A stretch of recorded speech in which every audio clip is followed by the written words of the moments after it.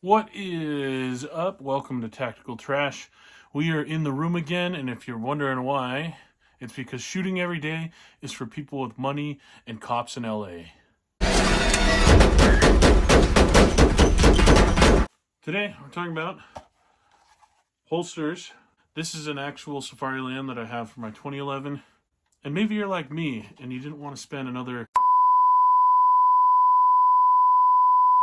on an expensive brand new Safariland holster. What? It's just an ordinary crabby. Oh my goodness! What, you think because you have money that you're better than me? Come here,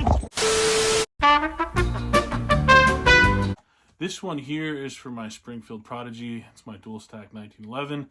This one also fits staccatos, things like that. But I had to buy this one brand new because as a whole, 2011s aren't typically carried by law enforcement officers. They're just now starting.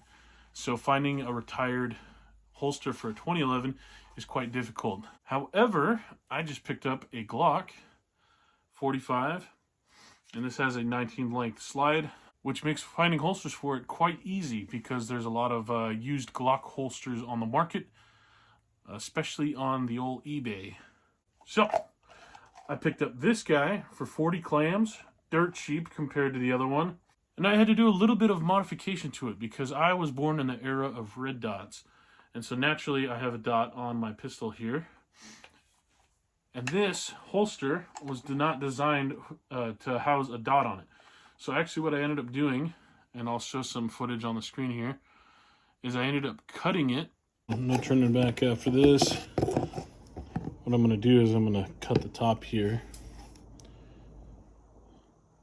So that way it clears the red dot, the holosun that I have on my Glock. So it actually fits the dot now. So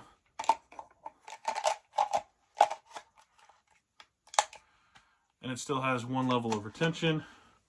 I can shake that all day and it's not coming out. Shake, shake, shake, shake, shake. Now the downside of this is it was a level 3 retention, and I had to sacrifice one of the levels of retention because I actually cut out the whole area there. It was older style, so it actually mounted right at the top of the material that I cut off there. So it's completely gone now.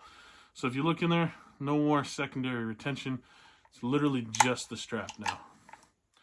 But that's okay because LARPing on the flat range, I'm not expecting to do anything where I would really need that extra layer of retention.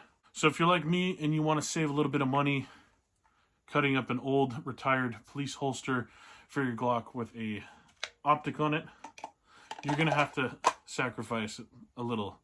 One other thing I had to do to it, I think you can see there's a little spacer there.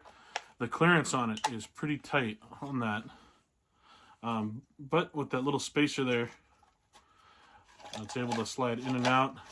I've been putting it on my belt, practicing those quick pulls. I think it'll be okay, but only time will tell.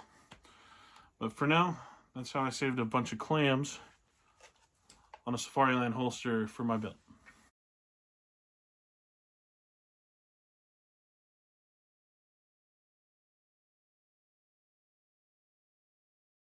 Alright guys, thanks for watching. Feel free to like, comment, and subscribe.